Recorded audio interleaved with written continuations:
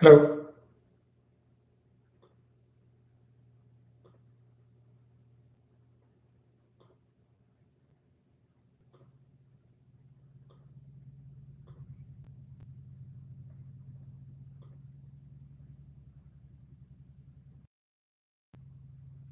Hello.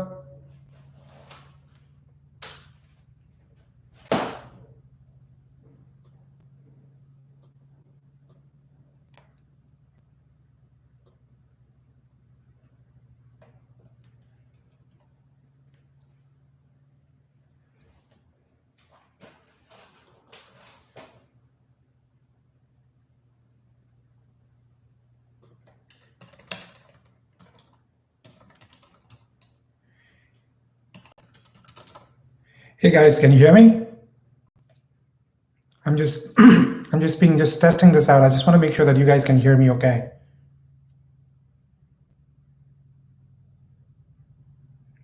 All right. That is awesome. So I just started the stream. We will sort of gradually ramp up at starting at 7 p.m. Eastern. And the goal here is to go through some questions that have come up prior to this AMA from some of our customers, some writers who are not our customers, and then obviously please keep typing your questions here on the chat box. I also have one of my colleagues here, Amit.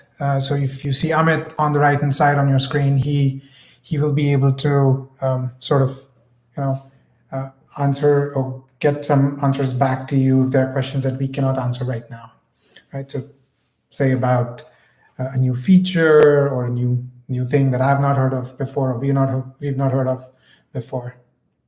So hi, Amit. And you will notice that I am into tea. So grab your tea, grab your beverage of choice. And I hope this is a comfortable setting for you guys to ask questions at. So I'll put myself on mute. Oh, hi, Jeff. How are you? Hey, Bill. Hey, Gavin.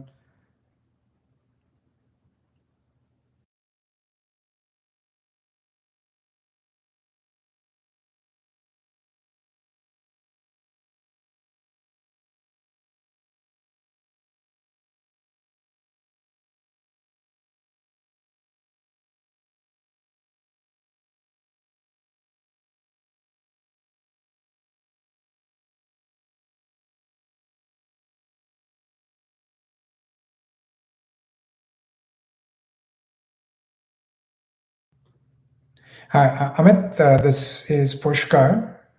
So it looks like as I'm speaking, there are a few questions that are starting to come in. There's one at the very top about BBS HD controllers and voltages above 58 volts. So I know we are on IM. If you want to just IM me or just keep track of those questions so that I don't forget, that'll be great. I mean, I'll keep scrolling up, but just so that I am able to answer those or we get to those.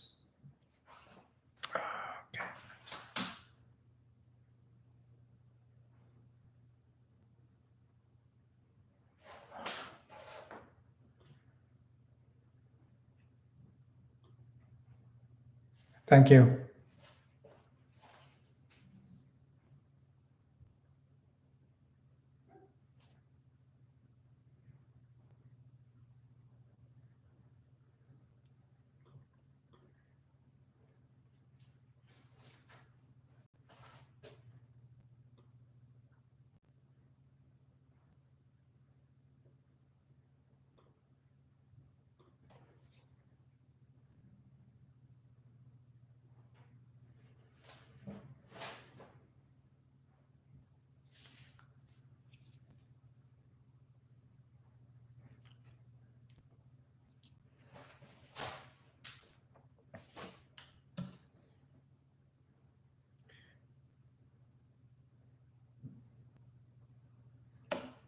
Okay, it's 7 p.m.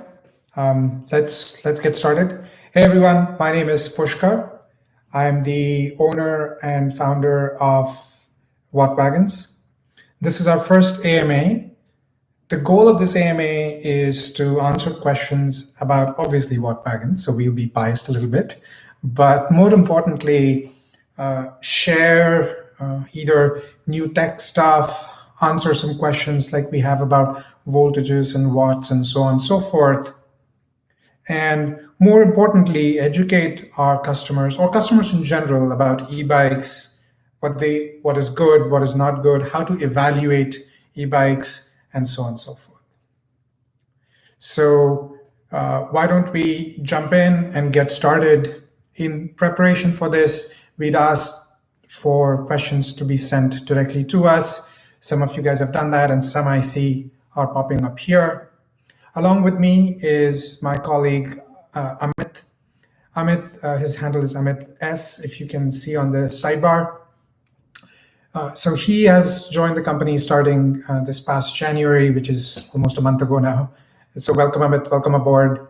Amit is actually leading most of our marketing and videos and a lot of strategy right now. So you'll see more and more of him as we transition or as we go over the next few months.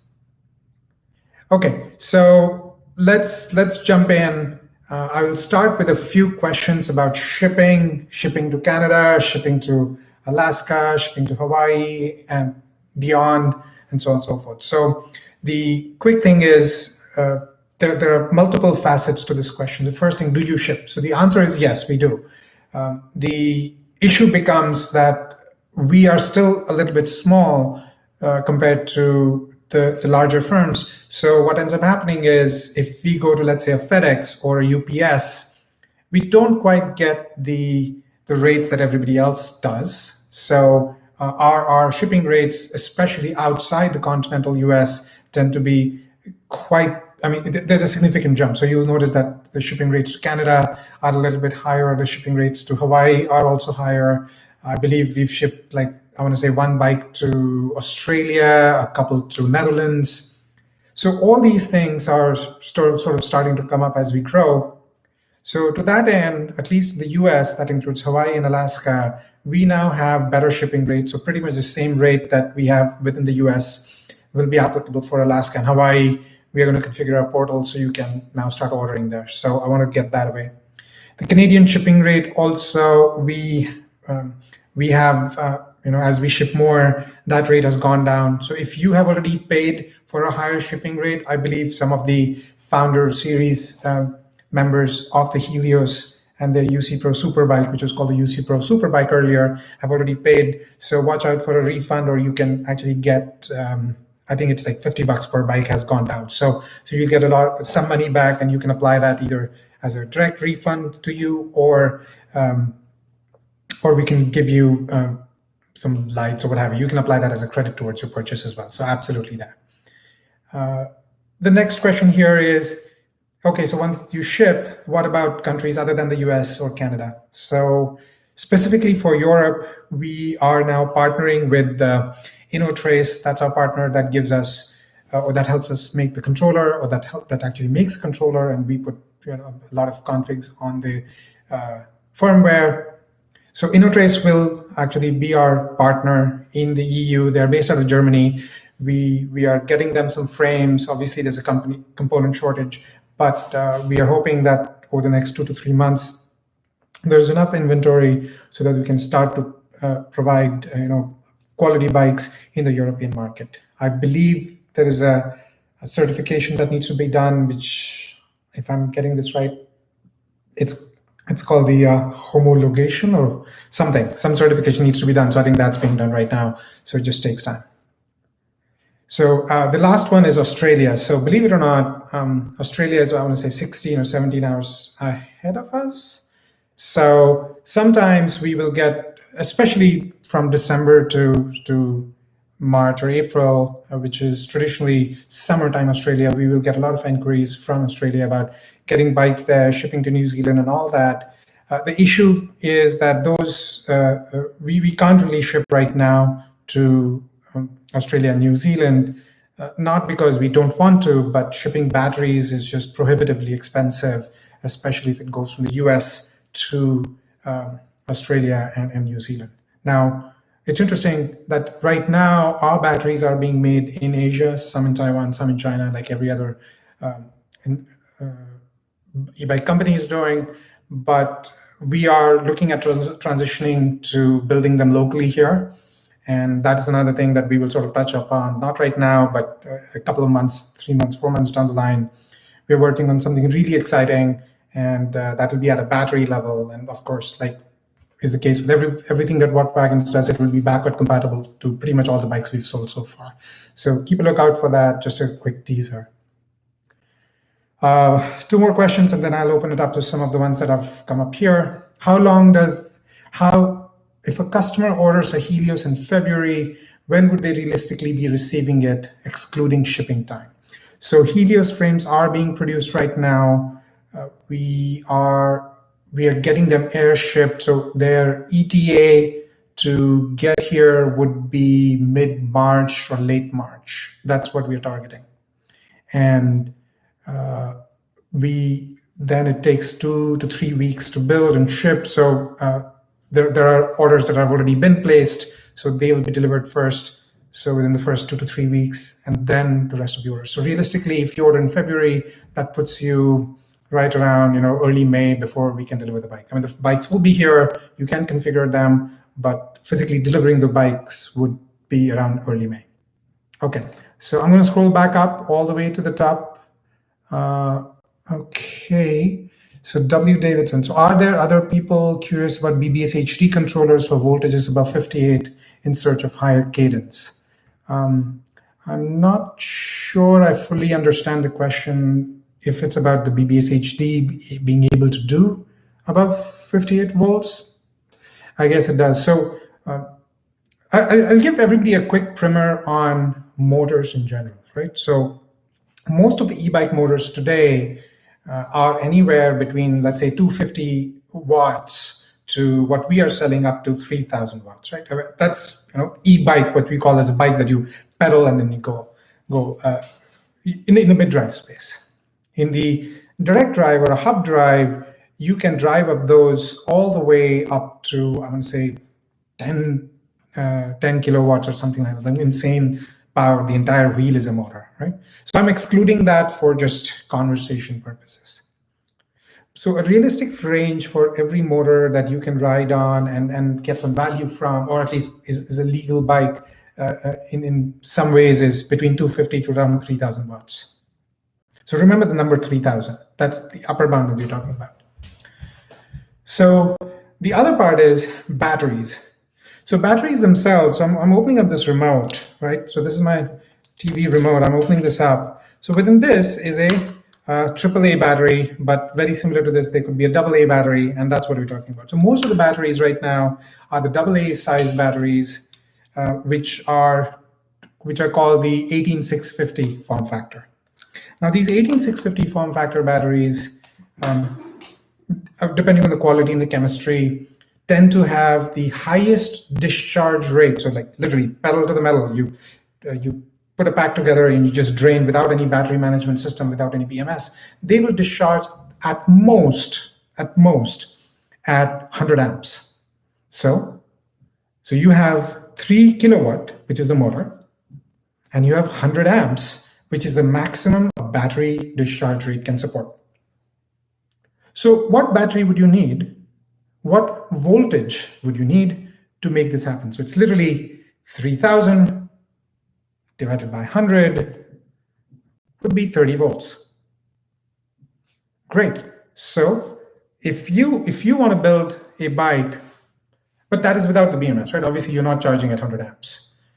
You're putting a BMS because you don't want to damage the cell. So let's say it's half the capacity, 50 amps. So you'll see that the BMS, as soon as you put the BMS in, the discharge rate for a battery is nearly half just to protect the battery. Obviously, the 80-20 rule matters, but just for conversation purposes. So now you have a 50 amp battery and you have 3,000 watts. So now for 50 amps, you divide 3,000 by 50 and you get 60 volts, which is right around about 58.8 volts. So great. Now that's a battery we can make. 60 volts is basically 58.8 volts is the fully charged version of a 52 volt pack. Great. So usually when people come and ask us, oh, well, I want a 72 volt battery or a 100 volt battery, why don't you support that? The answer is, we don't need to, right? So no addition, I mean, even if you put a 10,000 volt battery pack on, I mean, obviously it will fry the motor, don't get me wrong, but it's really not adding anything to the performance of the motor because the motor is only restricted at 3000 watts. So so now going back to this BBS HD question, now, can you pump more voltage to BBS HD? I'm sure you can. The question at that point becomes, what are we trying to build here, right? I mean, the motor only needs 1800 watts, 1800, not even 3000, 1800. So 1800 divided by 50, right? It's not going to give you a whole lot of, I mean, there's not a lot of need for a 58 volt battery. I mean, you could actually deliver this with a 48 volt battery, turns out, right? And fully charged at 54.6. So yeah, I mean, you can absolutely build any controller, put a bigger battery pack, doesn't really matter. The motor is only operating at a certain wattage level. You only need this much battery to support it. Now, just taking it a step further, and before I sort of round out this answer, is the same holds true when you're looking at, let's say, the Suron or the Cake bikes or Zero, right? Now, these have bigger, more powerful motors. I believe the Suron has up to 5 kilowatts. The Cake has 8 to 10 kilowatts. Zero has 20 kilowatts. So as soon as you increase the kilowatts and your battery discharge can only be 100 amps, you actually need a higher voltage battery to meet that power level. And that is why you will see that for the Suron, especially, you will need a 72. It could also take a 96 volt pack because it can take, you can lower the discharge rate and get better performance for the batteries, right? So just remember that as you evaluate motors, or if somebody comes and says, well, why can't you put 72 volts? You don't need it, right? Okay, so hopefully that sort of answers the BBS HD question where, can you get more volts? 100%. Is it going to do anything or add anything? Probably not. I mean, practically, probably not. Okay, next question. I'll just go down the list. Alaska. Alan, excellent. Yep, we are now shipping to Alaska. It'll be ground shipped, so you should be good to go. Gavin, at 1000 watts, what is the estimated top speed of the Helios? Great question. This is something that I feel sort of strongly about, and I'll just mention things that are sort of real, but things that need to sort of, I mean, we don't want to hide behind wattage, so don't get me wrong. So speed fundamentally is a function of gear ratio. So as an example, I think there are calculators. If you go to our forums, I believe there are, I think Scrambler or somebody has a gear speed calculator or something, and you can use that. Essentially, you want to put your front cog, let's say it's 60 tooth in our case, and the rear cog is, let's say, 20, just for simplicity. So the gear ratio is 60 divided by 20, which is 3. So at this gear ratio, it doesn't matter what you do. If you're pedaling, the most you're pedaling, you can only go so fast, right? The way we get around that is now we have this internal gear hub, which will change this gear ratio. So you will get, give or take, from 5 to 2. So it's 5 is your gear ratio. So you can go higher. So going back to this question, what's the estimated top speed? So we recommend, sticking to the local laws, which is 28 miles per hour for a class 3 bike and so on and so forth. But realistically, with the 60-20 or 60-19, we have riders who can routinely go north of 30, 35. I believe there's a video that I've seen where somebody did like 43 miles per hour.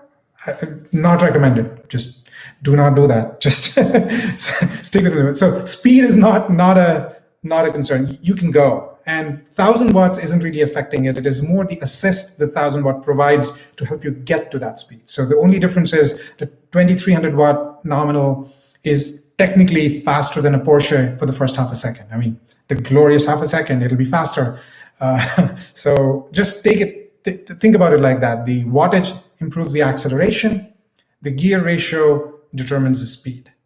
Now, there's another post that I made earlier, which is there's another subtlety to this, so it's not quite 100% correct, and that is that as you pedal, the higher wattage motor is going to provide you more assist. So let's say your cadence level is 70 RPM. On a 750 watt motor at 70 RPM, you can maintain, let's say, 20 miles per hour. But at 2300 watt at 70 RPM, you're probably going to be able to maintain 25 miles per hour. Again, not precise numbers, but just to highlight the difference. And that's because for every turn, the motor gives you more assist. The top speed that you can get across both may increase a little bit, so it goes beyond the gear ratio a little bit, but nothing that gear ratio is still the primary driver.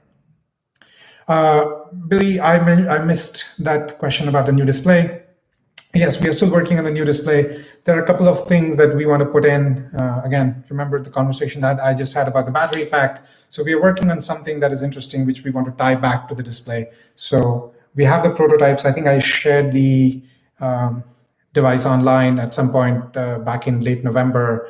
So we are still producing it. The firmware is getting updated, and there are a couple of more features we are adding, especially low power Bluetooth and also CAN protocol. Okay. Regarding color options from Cerakote, are you able to select colors from any series? No. Great question. So the color options that we are doing right now are from the H series. So for Cerakote, we are recommending choosing colors from the H series. Next question. Unrestricted. Sorry, I think I scrolled too much. Saunders. Okay, Saunders are starting to ride. Oh, excellent. That's awesome. Update on Archon X1 with the new canvas. Great. So Jim, we have the CAN protocol already, so we've tested it. So when I say we, means us and InnoTrace. So we've tested it. It's good. Germany is still getting up to speed. So I think, and we are testing it a little bit more. Realistically, you're looking at June 1 to July 1st by the time we have something from Germany. It's working really well. The efficiency is still there. There's a newer display that that again, I was talking to you about. So we'll be there. I want to say June 1 to July 1 is what we're looking at to get to production. Okay. Why did you change Manitou Suntour shock on Hydra? Manitou. Oh, great. From Matic to Suntour. Yep. So Matics are no longer available. So we bought pretty much all the Matics that were in stock. They've already been spoken for as part of the early orders. So Suntour is, again, the one that we're putting on is Epixon, which is a good base fork. I mean, I think it's technically higher rated than Matic, but we are still offering that as a base. You can get the Mezzo Pro, no problem. And also, yeah, so that's the reason why. Next one. Why would someone order it with 1000 or 2300 watt and not D-restrict throttle? Great question. So let me back up a little bit and tell you what the whole throttle issue is. So when a user is riding the bike, so let's say you're riding the bike, you have a good sense for what gear to be in, right? And because of that, as you pedal, the power comes on, you're in the right gear and you're fine. What happens with the throttle, so I'm using left hand because I use my throttle on the left, is the throttle does not know what gear a rider is in. So imagine that, now that is one. So just remember that the throttle has so there's no user feedback. User feedback is, well, the bike is not moving, so I'm going to push it a little bit more. All this while it's probably in the wrong gear, right? So notice that throttle A.1, the throttle has no user feedback. So you don't know what gear you're in. Second, and this is extremely important for everybody to know, all bike components that are out there, doesn't matter whether it's roll-off, Kinderney, chain, cassette, drivetrain, sprockets, cogs, does not matter. Anything to do with drivetrain is rated for around 230 Newton meters of torque, give or take 5–10%. So every component out there, that's like the unofficial standard. So you pick up something, if you don't know any better, it's 230 Newton meters of torque. With the motor that is 2300 watt, and that's not geared, if you push the throttle, that's de-restricted throttle, if you don't have the feedback, then the entire 230 Newton meters of torque is going to hit your drivetrain in a split second. There is no ramp up. And just like that, you're going to break teeth on your internal gear hub, you're going to skip your chain, you're going to break your teeth cogs on the rear cassette. So it's not a gear hub problem, it's also a cassette problem. So you will absolutely strip your teeth, the teeth on the cogs will start slipping as soon as you hit the throttle at 2300 watts. So our recommendation is, since the throttle and the pedal assist are on two different circuits, the pedal assist can go all the way, it doesn't really matter. I mean, we have tested up to 3500 watts, it doesn't matter, as long as you're on the right gear and at the right speed. But the throttle, just restricted to 1000 watts or 750 like we do. It's not a hub thing, it's just save your components. It's going to get you there anyways, right? I mean, so there's no upper bound on speed. So I would recommend doing that. And Doug, thank you. Yeah, that was actually a great response, Doug. Okay, unrestricted throttle voids the warranty. That's right. And it also voids the warranty because obviously exceeds the design spec. Does it void the warranty of the hub if you restrict the throttle? Yes, it does. How will we know? Well, chances are if you destroy the hub, you're going to call us. We will ask you for the motor, the serial number. We'll get the motor from you. We can check that it was changed. It maintains logs. Are you going to work on a 60 or 72 volt battery system? I believe, Andrew, I just answered that earlier on. Basically, we don't need to because we are topping out at 3000, which is well within the spec of a 52 volt battery system. 60 or 72 is not going to add any. What is the highest voltage that X1 can handle? It is 58.8, which is rounded up to 60 volts. So if you see a bike which is an Ultra and says, oh, we support 60 volts, you already have that. There is nothing new there. I want more cadence. Okay. Oh, that's a BBS question. I want more cadence from BBS HD, which means the motor needs more RPM, which means more cadence. Current is a function of torque and drag. That's right. Just let's take this offline. I want to understand this a little better. Maybe my answer was not up to what you wanted to ask. So I apologize for that. Oh, hi, Reed. How from EBR? That's great. Hey. Jeff, okay. As your company grows, will your bikes go down in price? Yes, I hope so. So, by the way, our price right now that some of the founders are getting, as well as the new one. So obviously founders are a great deal, don't get me wrong, but you can actually, we are giving a lot more bike for the price that we're charging right now. So as an example, the controller is now included. So even if you do it up to 2300 watts, we've also reduced the price because of the warranty things. So you'll see that on an average, the bike is slightly cheaper. And you can actually now start from 4,700 or so. The base price has gone up a little bit. And that's because, as I've been transparent about this on the forums, every vendor out there, that includes, all the top names, whether it's Shimano, SRAM, not Bafang necessarily, but pretty much everybody, the saddle guys, the handlebar guys, the light guys, across the board, the price has increased 10 to 15%, especially on the premium side. So at some point, even though we may try to, but there will still be a floor. But yeah. But again, I would agree with Charles. I think our prices are very competitive. I think I would almost say that it is hard to build a bike, even yourself, even if you get components on sale, to match what we have at retail. I think I can definitely say that for sure. I think just knowing where we are price-wise, or very close. I think we'll be living in 10, 15, like $50, $60 or so. Oh, do you prefer roll-off or Kinderney? So I would say that roll-off is great. Kinderney is great. My preference is about the action to change the gear. So that is my number one sort of thing. So with the roll-off, it's actually great. You can actually see what gear you're on. So don't get me wrong. But especially if you're doing off-road, more often than not, you're tilting your bike a lot. You're leaning over and so on and so forth. So there's a high degree of probability that you will shift your gear without intending to. So if you are doing MTB, roll-off or Kindernay, I would recommend Kindernay just because it's a traditional thumb shifter. There's little chance to do anything.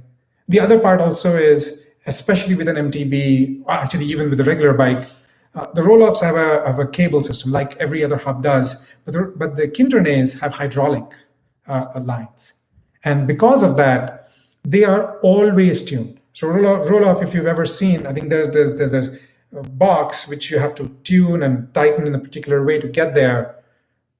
Doesn't really matter for commuters, but if you're on an MTB side and you're blowing things up left, right, and center, I mean, with your tires or your rims or what have you, I would say Kindernay is probably much better. Also, I think the Kindernay doesn't make as much noise. I don't know if you guys have seen that, but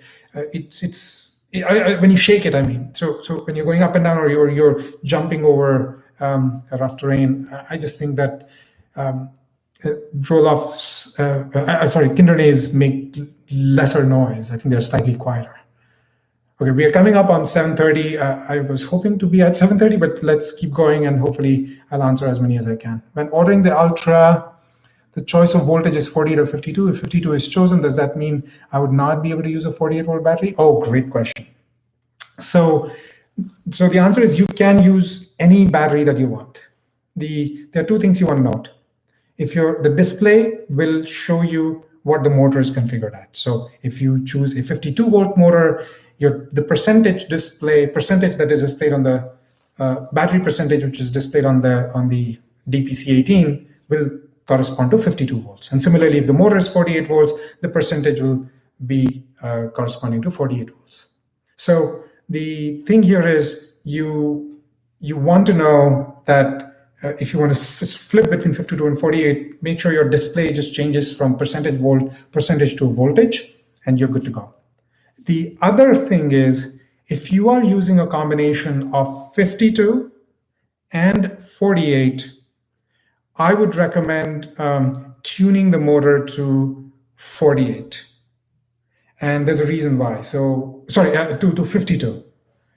Because 52-volt motor has a cutoff of around 43 or 42.9 volts or something like that, right?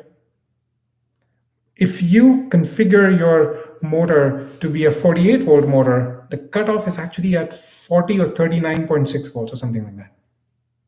So if you used a 52-volt battery with a 48-volt controller, the 48-volt controller will still start sucking power from the 52-volt battery till it goes to 40 volts. And you know it's never going to hit 40 volts. So it's actually going to deep discharge your 52-volt battery pack and completely kill it.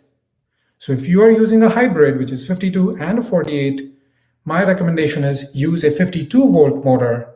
So you are losing a little bit of capacity on the 48-volt pack, but you are preventing unintentional damage to the 52-volt pack.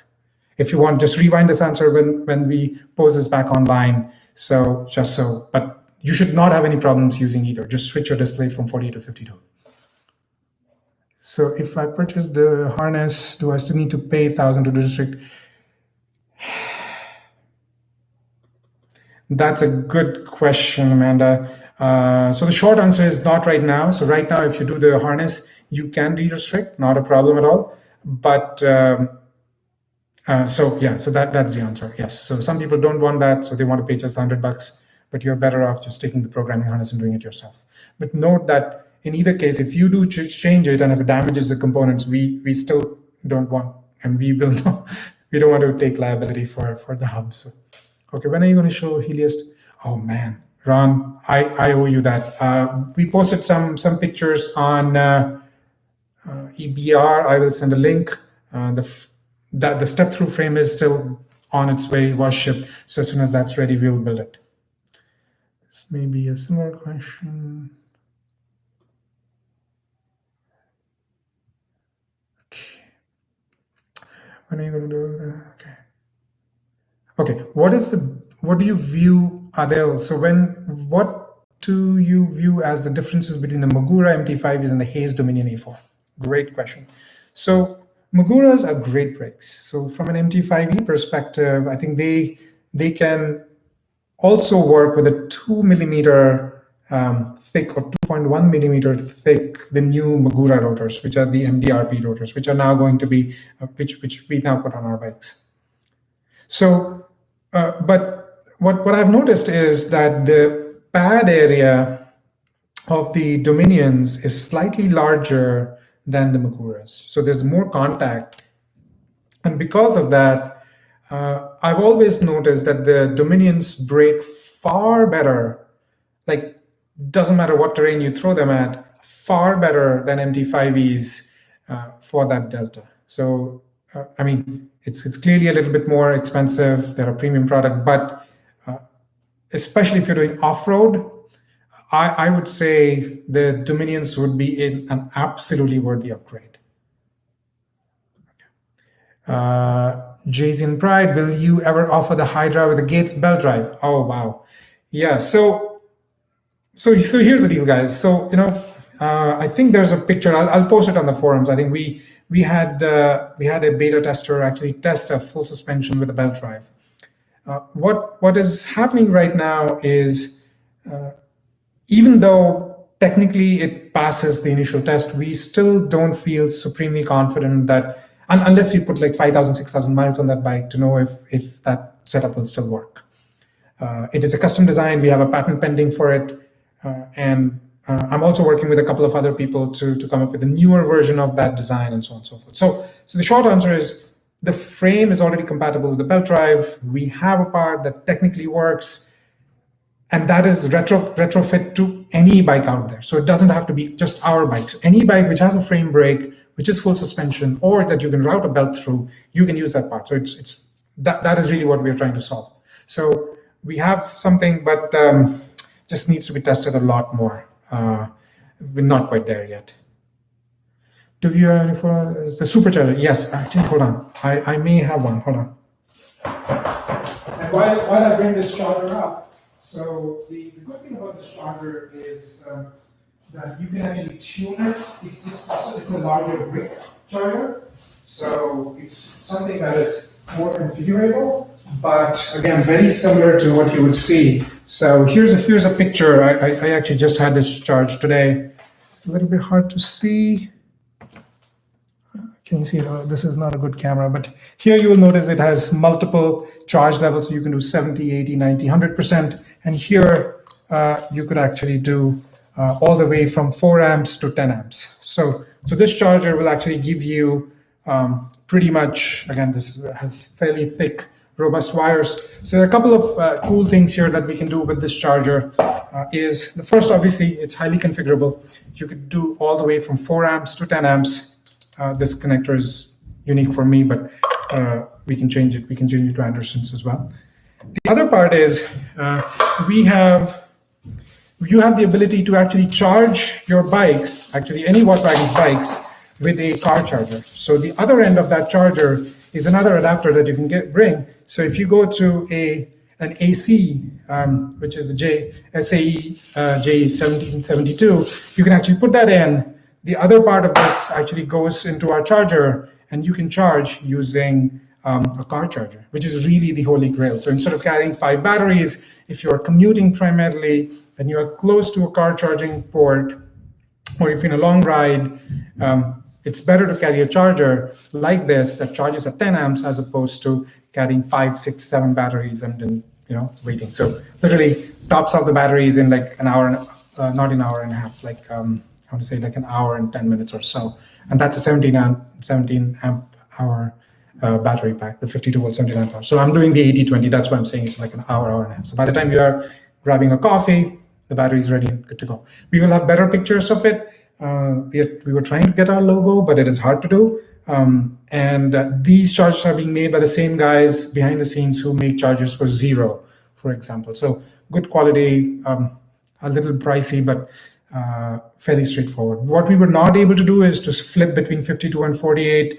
Right now, these are tied to 52 volts only. So that is definitely a big advantage of the Green Satiator, that it can actually do both 52 and 48 volts. So you can sort of approximate 48 on this, because in 90% is, or 60% charge is approximately 48 volts, 100% charge. So but I would say 52 volts is where we are right now.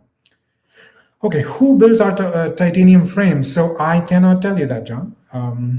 Let me just put it this way: our frames are not being built by your traditional bicycle makers. So, and the reason is, if you look at our titanium frames, you will notice that the welds are really cool, very smooth, very clean. The bike welders, for example, if you go to, let's say, your traditional, what are those ones? XACD is like the popular one, right?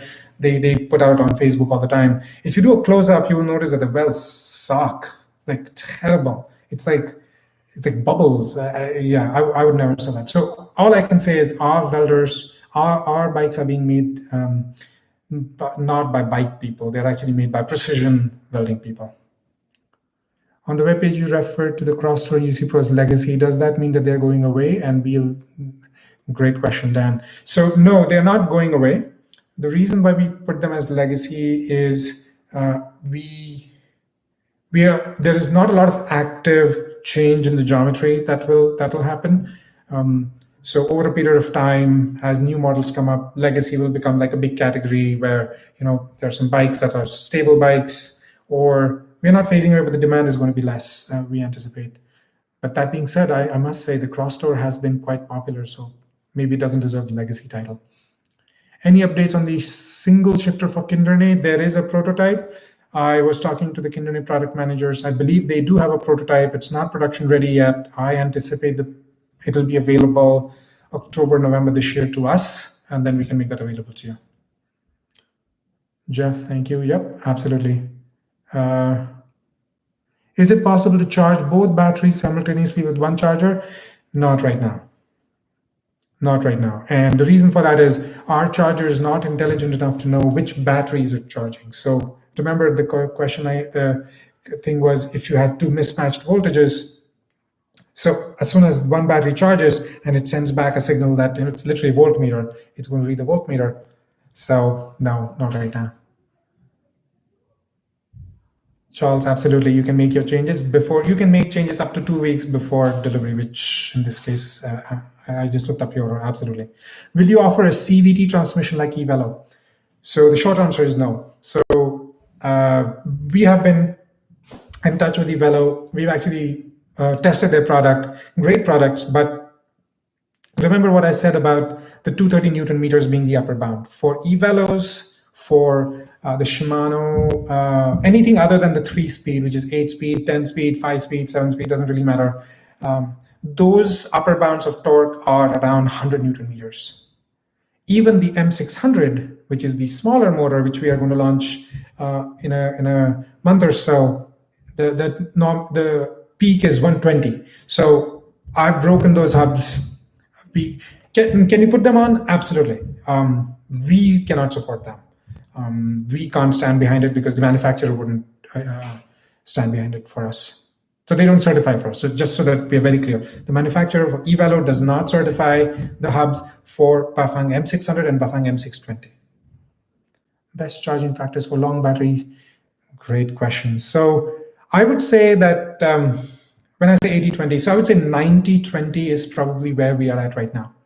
So what you'll notice is all the bikes that we have sold since the beginning can balance their cells at right around 90%, right? So our initial, I think we were getting our batteries originally from EM3EV. Now we are transitioning to another local US vendor. So all those can be, as long as you're up to 90%, you are absolutely fine. The other thing is, by end of this year, hopefully sooner than that, if you buy a pack from us, let's say June or July, we are going to launch a pack that will do nearly 2,000 cycles as opposed to your traditional 600 to 700 cycles. And again, these are normal, like that's really 80-20. So if you do between 80 to 20% and 80%, that pack will last you for nearly 2,000 cycles. It's still in test. It's obviously newer chemistry, everything that you've seen so far, but and those are newer cells also. So that's something we are working on. There are a couple of really cool features we are putting in. I can tell you right now that if that happens, you will love that battery pack. It is just something, it is really cool. No, I cannot tell you. I think there was another question that came up here, who the vendor is. I will answer that one-on-one. I cannot share that vendor right now, but yeah, it's something that we are also investing in. So let me just be clear: we are also investing in getting our own CNC welder or something like that. It's a little bit expensive. We are not quite there yet, but the goal here is we want to offer that battery pack, the one that we are building, for all possible bike combinations. So whether you have a bike from us or you have a bike from your own manufacturer, you can use the Wagons battery pack, which is going to be rated for 2000 cycles, and it'll have incredible battery chemistry along with fast charging. So you can charge that pack at 20 amps. 20 amps, literally 17-hour amp pack, 20 amps. As long as you're between 80 to 20, you should be good to go. Again, maybe 2000 is stretching it, but it's going to be a substantial number of cycles. It's going to be far bigger than what your traditional battery packs hold. Okay, when will email sending? Oh my God, Reid, yes. Again, as I mentioned on the forum yesterday and today, I did not send out, but hopefully we'll send it out tomorrow or day after at the latest. I mean, I have everything ready to go, but just laziness, I think. If I rarely ride off-road, Michael, so if I rarely ride off-road or shift frequently, will I notice a big difference with the roll-off arc versus a Sturmey Archer? Does it impact top speed? It's basically, yeah, so Sturmey Archer will limit your top speed. So at least in our tests, I think Sturmey with their gear ratio with 60 and 20 up front or what have you, I think you can get to 24, 25 miles, probably maybe around 20 to 25 miles. With the roll-off, you can go up pretty much north of 28 with ease. So it does impact the top speed. Yeah, that's right. So I second Michael Williams' question. Yep. So yeah, Sturmey Archer will definitely be. So I think if you're actually getting a bike with Sturmey Archer, yeah, the top speed is going to be an issue. I mean, you can get around that by having an even larger front or smaller, but at some point there's only so much you can do with a belt drive. You need to have at least on the Sturmey Archer, the lowest you can realistically go is 22 to the rear, if I remember right, maybe 20, and the front we only have clearance for up to 60. I believe Gates makes a 70, but that just throws off a lot of things. If you put too big a front and too small a back, you actually can't even get started because of the gear ratio. So your top speed will be higher, but you won't be able to go from 0 to that top speed without really struggling. Mark, yes, we should call them classic and not legacy. Absolutely. Will, hey, how are you? Dan, thank you. Will roll-off E14 ever be available? So the short answer is I cannot share that right now. So the short answer is I cannot comment on that right now. But we will have a better update by the end of the year. Dan, is there any reason to go 1000 watts or 2300 watts and have the restricted throttle? What does the restricted throttle restrict? Dan, I believe I answered that earlier. The restricted throttle restricts the total wattage output, and so you are basically capping the torque that is sent on the drivetrain. Any in-depth road test reviews, Joseph, for which bike? For Helios or for Hydra? For Hydra, we have off-road tests. So again, we have a bunch of videos. We are still uploading them. Again, not laziness, just haven't gotten around to it. But we will do that. For the Helios, once the bikes are built, we will absolutely do that. Just classic, no legacy, exactly, Dan, Yep, we will do classic, makes sense. Amit, that's for you, man. Let's change it to classic. Will you offer an AWD bike? No, we are not geared to offer an AWD bike. I believe Christini has a patent on that, to my knowledge. And second, yeah, it just not something we can't go there. The issue with AWD is you need two motors, front and rear. The issue we are running into is that with the hub motors, we haven't found a good torque sensor that works consistently. And there is a German company that I was talking to last year. that has a good torque sensor, but that means changing the motor. It just creating a problem and then trying to solve it. I'm sure somebody can. We are not geared for that. Will there be any setup required when the Hydra is delivered? Yes, you will have to twist the handlebar and put the pedals on. Depending on the packaging, and if we are able to get that packaging, you may also have to put the wheel in, but we are trying to figure out if we can still stick to our nearly assembled packaging. Will you be offering a GPS service soon? Yes, Amanda, we will be. As I've mentioned on the forums, we are still testing those, and in fact, give me a second.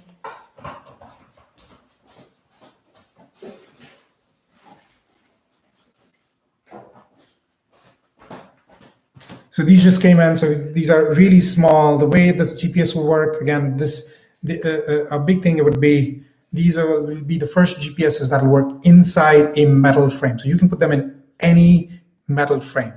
And that is really our USP with these GPS devices. Again, we are still testing them. We will provide worldwide coverage at an excellent price. Absolutely. Will you reduce losing? Thanks. And Mark, actually, if somebody wants answers to battery questions, you probably want to talk to Mark. He's probably more, he's better at that than I am. I'm clearly out of my depth. And that 80-20 thing, Mark, you're absolutely right. 80-20 is absolutely a known thing. 2000 cycles is something you can absolutely get if you maintain that 80-20 hygiene. Patrick, net positive. Hey, you did make one. Hey, net positive. Hey, you gotta post that video, man. And I believe, didn't you post that video with the 43 miles per hour? I want to say yeah. Yeah, let me check out your channel. I think you did. Okay. I saw there was an upgrade program. Can you give a discount on future parts? Yes, we do. We offer a 10% discount for future parts, not on the bikes per se. Bikes will be 5% or $300. I think that's what we have right now. But parts, you can get 10 to 15%, depending on the part. Can you explain more about this program? So the goal here is, if you bought a bike from us, then like a rider, we need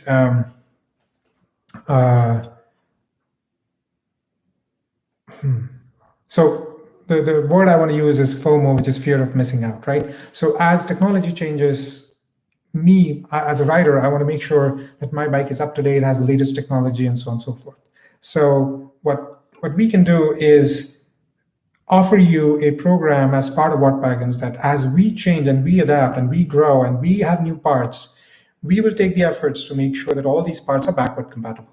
So you can take the part, even like something like a GPS, which I believe is something that I just showed. Amit may not agree with me in terms of showing the GPS. Sorry about that, man.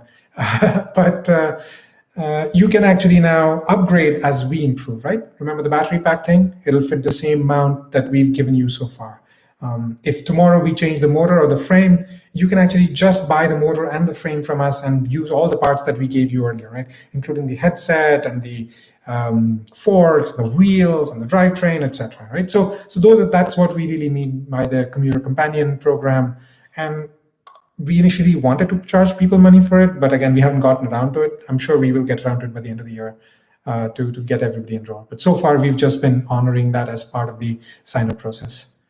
Mark, also most of the energy is lost to aero-drag. Yeah, actually, you guys should definitely add Mark on YouTube if you can. He is pretty phenomenal. He's just absolutely kick-ass, has a ton of knowledge about batteries and motors, and I've learned a lot from him over the past year or 2 years. And he backs up pretty much everything with just literally hard numbers. It's like I may put a more marketing spin on it, but absolutely talk to him as well. We'd probably have him as one of the guest speakers. Mark, if you're up for it, maybe want to have you as a guest speaker on the AMAs at some point to do deep dives in batteries.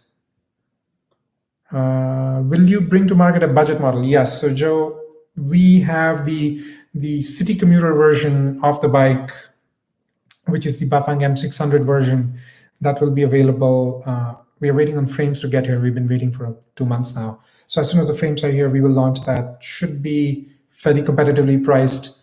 And again, we'll have, so there are two changes that have been made. Obviously, the first would be the controller. So it has the new controller, the X2, which will do the CAN bus, which is around June, July. And so individual controller will be available in June, July, but for our motors, it will be available slightly sooner. So we can do that. The second thing is with Bafang, we've worked with them to get the silent gear as part of the motor itself. So you don't need to purchase something separate. Now, obviously, there's a limitation. You can't really go beyond 1100 or 1200 watts. So it's not like you can throw like a 2 kilowatt controller on it and expect that silent gear to hold. I mean, it definitely can do more, I'm sure, but we will be restricting, I think, realistically around 750 watt nominal and around 11 to 1200 watt peak. So that is coming to the market. Give us a couple of, not a couple of weeks, at least a month or so for the frames to get here before we can know that. What is the 80-20 thing? So I think I just answered Mark oh yeah, Mark just answered. Will you develop an app so we can use our phones to control the bike? Short answer is yes. We are working on that right now. Our first version of the app actually will launch along with the GPS service. As we move forward, it will start getting all the features that we were talking about. So it will be there. And by the end of the year, we will have more to control, not just the bike, but the motor, the battery, pretty much every single thing that is electronic on the bike. So yes, that is the goal.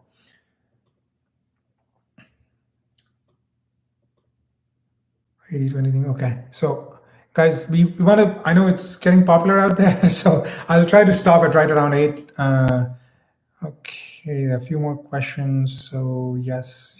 Okay. For the Hydra, if the rear triangle fits 4.8-inch tire, could you fit a 3-inch in the same? Yes.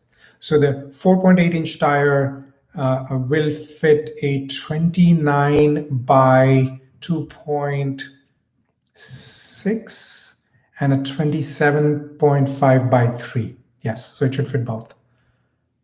But I just think it'll look weird. So yeah, I mean, 29 I think is better, but 27 might look slightly weird just from a looks perspective. The other time and voltage degradation, 100% charge plus 4.0 depend on. Yep, that's right, Mark. Will it be a hardtail? Yes, it will be a hardtail, Joe. The budget version will be a hardtail. And okay, I hope I answered most of the questions here. Let me, in the interest of time, let me do one more in terms of the motor itself. What is the approximate cost round trip shipment to LA? I mean, we have a flat shipping cost within the US. How should we package the motor? Or if you're shipping me the motor, then what I would do is I would use the UPS size medium box. It's a flat rate box. I think it's $15 coast to coast. Just pad it up with newspapers or junk mail. How long does the process usually take? So we usually try to turn things around on a weekly basis, but right now our controllers are not here. The newer batch is not here yet. So I think we will have those controllers here in 2 to 3 weeks. So then we will start again. We just ran out like last week. Did you say 3000 watt peak includes a stronger chain ring spider? Yeah, so what we've done is that 3000 watts peak, originally when we started off, we wanted to offer a custom spider as well.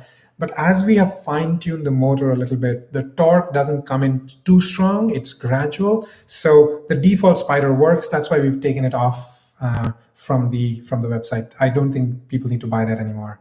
I mean, if you want to buy it, you can buy it. I just don't think there's a lot of value even at 3500. So we have somebody who's testing it at 3500 on the labs version, and it's still holding up. So that's pretty great. The programming cable option, 2 years of software upgrades. Other than upgrades, will it continue to work for my own manual programming permanently? Yes. So the short answer is yes. Could I purchase the programming cable after the fact? Yes, you can purchase it separately. Next, you have a Luna Apollo. The battery is internally peak BMS, but since it can't deliver 3000 watts. Okay, yeah. So the question is, you have a bike. In this case, they have a Luna Apollo where the BMS peaks at 50 amps, even though we are saying our controller can go up to 3000 watts.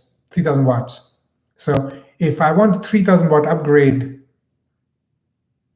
what is the best way to limit the max current to 50 amps? So it doesn't really matter. So what happens is the motor is designed to pull as much current as the BMS can give. The BMS is maxing out at 50, so you don't necessarily have to do anything. So as long as the BMS holds, technically you should be fine. For my battery upgrade, I consider adding a second in parallel. I know most straightforward approach is to use cells identical. I would say that instead of doing all this, just get a dual battery converter. I know we sell one, but get something which has good capacitors, directional, so diodes and all that stuff. This is the standard part. Don't get the one that Frey sells, by the way. So Frey has again, nothing against Frey. I think they make reasonable bikes, but their dual battery converter, it doesn't have the protection. I don't know what it's called. I forget that part. But what happens is if you put those batteries together and use with our controller, they can actually sometimes send up to 75 or 80 volts and hose the controller. So just don't use the Frey dual one, but I think pretty much everybody outside should work. I want to say King Meter has one. I know we have one. So you can get that anywhere. I think it's straightforward. But get a good one. It should be straightforward. I mean, it doesn't really matter. Okay, the one thing to remember is as long as both are 14S packs, which I believe you are, then it's fine. Regarding sizing of the Hydra, we are interested in size small. We need to know the actual measurements. Yes, so I will have better measurements for you once the frames get here. They are on their way right now. We have two smalls that are unspoken for, so actually just one unspoken for. Would California sales tax be added to the cost? Yes, we do charge sales tax in the US. We do not charge sales tax outside the US. What is the approximate shipping cost to Los Angeles? So US is flat rate, $300. Question for the Hydra, can the battery be charged out of the bike? Yes, the battery can be removed and charged outside the bike. How wide are the Pro Taper aluminum bars? They are the same size. So I think everyone sends them at 780 mm and you can cut them down to 680 or 660, what have you. But they sell it at 780. We don't cut them just because we don't know. So we will ship you the default, but you can obviously trim them down to 680, 720, whatever you want. Can the bike be ordered without the throttle installed? Yeah, absolutely. Other than the higher amperage on the chargers, what's the benefit to upgrading? Does one charger charge the battery better? So I think it's not really. I mean, if the chargers are high quality, which ours are, regardless of which charger you buy, and as long as you have those 80-20 cutoffs, which are basically more convenience, you should be fine. The only reason why we offer 10 amps right now is because we are kind of future-proofing your purchase. So we know that our batteries, even the batteries that you have right now. So as an example, I'm just going to get the battery here. As an example, the batteries we sell right now, if you're in a pinch and you lose this port. This port is the limiting factor for our batteries. This port can only take 7 amps to charge the battery pack, right? So with the satiator, you're topped out at 7 amps. Turns out you can actually also charge it from the discharge leads. So if you're ever in a pinch, you lose this cable, you can use this to charge this battery pack at 10 to 12 amps. So our battery packs already have the charging feature. It's just that the limitation is this charging port. So with our newer generation batteries, hopefully by the end of the year, we are just going to swap out the charger port, and you should be able to just plug that in as opposed to doing everything from the pigtail. So that's really what it is. I think the big difference is you're buying something anyways. We want to give you something that is sort of future-proofing your purchase and allowing you to do more. Again, the limitation though is we do not support multiple voltage configs. Our batteries are 52 volts only. Yeah, hopefully next week. Thank you guys. Okay, it's 8. Any concerns off-roading the Helios? Yeah, I mean, it's not meant for downhill. So I just want to make that one thing I would say is whether it's Hydra or the Helios, our bikes are meant for trails and cross-country. Our bikes are not designed for enduro. I do not think that the carbon that is available right now in the e-bike space, at least the heavier e-bike space, should be used for enduro. Once you hit the 60, 70 pound mark, that's a lot of stress. I mean, can you do it once in a while? 100%. But if that's your primary use case, then I would say that there are better, better manufactured or better carbon out there. I don't want to say carbon, but just lighter bikes, right? I mean, pick something from Specialized. It's designed. It's super light. It's just a regular bike. You can do enduro. You can do downhill on it and not have a problem. I want to say, look at there's a company in Colorado called Boulder Bikes. No, not Boulder. Gorilla Bikes. Gorilla Bikes. So check them out. Actually, if you want just a downhill bike, not an e-bike, but a downhill bike, they're making something out of carbon, which is pretty phenomenal. Okay, all right, guys. I gotta go. We have a bunch of questions. Amit, I know you've taken these questions down. So thanks again. Thanks for showing up for today's AMAs. We will try to do this every Wednesday or every other Wednesday. I still have to check with Amit on the logistics. But thanks again. We will also make this recording available and annotated. If you're willing to help out Wagons in any ways, as I always mention, we are growing. We need the feedback. We need the help. We are trying to be transparent. If there's anything that you feel we can do to improve, get better, newer components, newer accessories, newer controllers, or what have you, whatever you think is good, that'll help not just you, but other riders, please tell us. We are still small enough that we can pivot very quickly. Great. Thanks, everyone. Bye.